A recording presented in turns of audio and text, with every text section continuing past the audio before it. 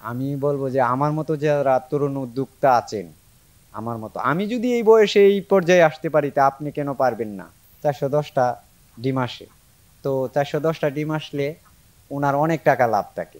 এই 1500 টাকা বাদ দিলে ওনার প্রতিদিন 3000 টাকা থাকে। হাঁস হইছিল একটা লাভবান ব্যবসা।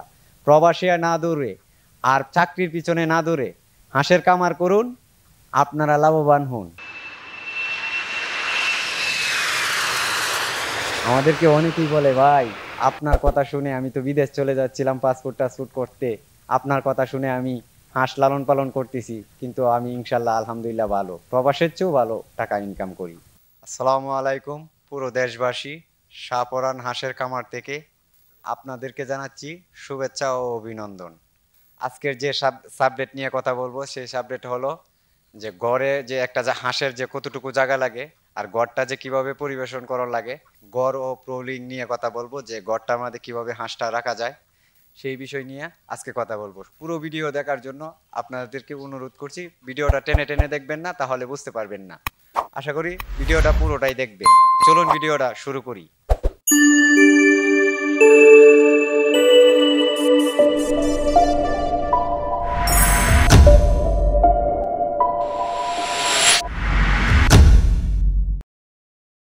আলহামদুলিল্লাহ, আজকে যে বিষয়টা নিয়ে আমরা আসছি সেই বিষয়টা হলো একটা হাঁসে কতটুকু জায়গা লাগে আর গড়টা যে কিভাবে পরিবেশন করার লাগে। গড় ও প্রোলিং নিয়ে কথা বলবো, যে গড়টার মধ্যে কিভাবে হাঁসটা রাখা যায় সেই বিষয় নিয়ে আজকে কথা বলবো। এক এক স্কোয়ার ফিট একটা হাঁসের জায়গা লাগে, যা সরকারিভাবে আমরা জানি সেটা হলো 12 ইঞ্চি বাই 12 ইঞ্চি। আমরা এই গড়টা যে করবেন, হয়তো আপনারা পূরণ দিলে অথবা আপনারা 200 হোক, 500 হোক, 1000 হোক, আপনারা একটা হাঁসের জন্য যেহেতু 1 স্কোয়ার ফিট, তাহলে 100 হাঁসের জন্য 100 স্কোয়ার ফিট।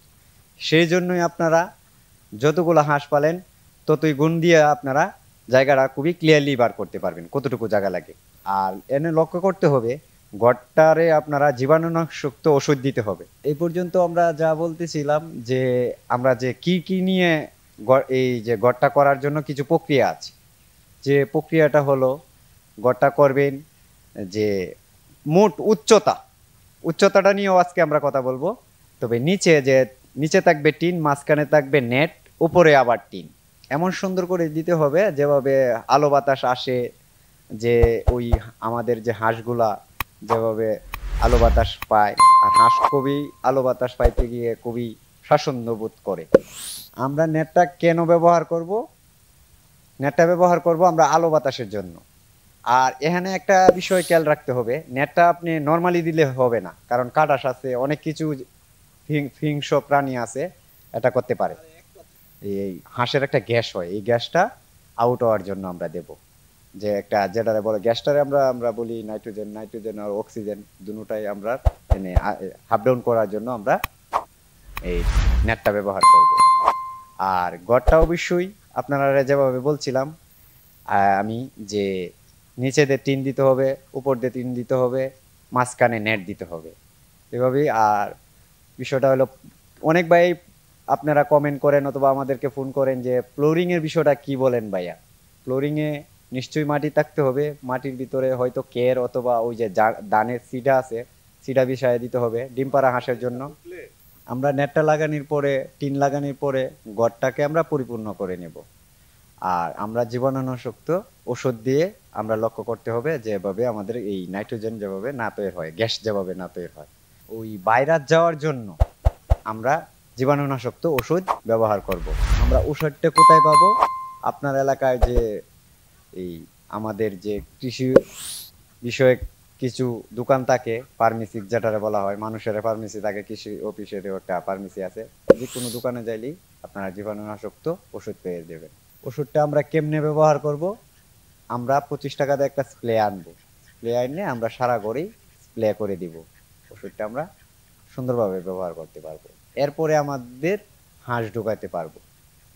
এর এই কিছু ম্যানেজমেন্টের জন্য আমরা কিন্তু অনেক ক্ষতির সম্মুখীন হই।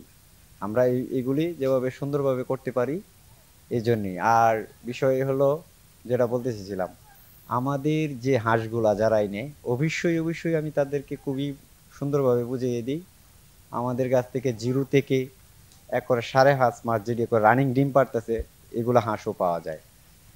আমাদের এই হাঁসগুলা নিয়ে অনেকেই লাভবান, অনেকেই। হাঁস পালন হইল একটা লাভজনক ব্যবসা।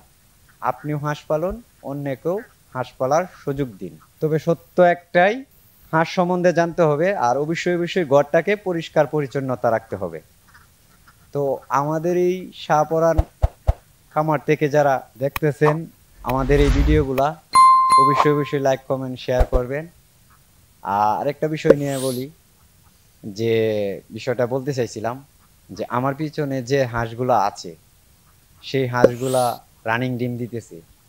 650টা হাঁস আছে, এখানে 80% ডিম দিতেছে। 80% মানে কেমন, এই 410টা মতো ডিম দিতেছে। তো 410টার হাঁসের ডিম দিলে উনি 1,500 টাকা খরচ করতেছে। 410টা ডিম আসে, তো 410টা ডিম আসলে ওনার অনেক টাকা লাভ থাকে। এই 1500 টাকা বাদ দিলে ওনার প্রতিদিন 3,000 টাকা থাকে। বিদ্যুৎ বিল, খাবার খাদ্য যা আছে ঘরের যাবতীয় খরচ বাদ দিয়ে, কামলা খরচ বাদ দিয়ে। তো আমরা চাই হাঁস হইছিল একটা লাভবান ব্যবসা। প্রবাসী না দৌড়ে আর চাকরির পিছনে না দৌড়ে হাঁসের কামার করুন, আপনারা লাভবান হন। আশা করি আপনারা ইনশাল্লাহ ডেভেলপমেন্ট করবেন।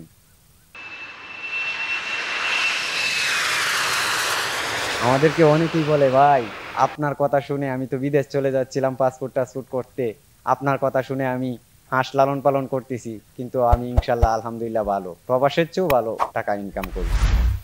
তো আমি বলবো যে আমার মতো যারা তরুণ উদ্যোক্তা আছেন, আমার মতো আমি যদি এই বয়সে এই পর্যায়ে আসতে পারি, তা আপনি কেন পারবেন না?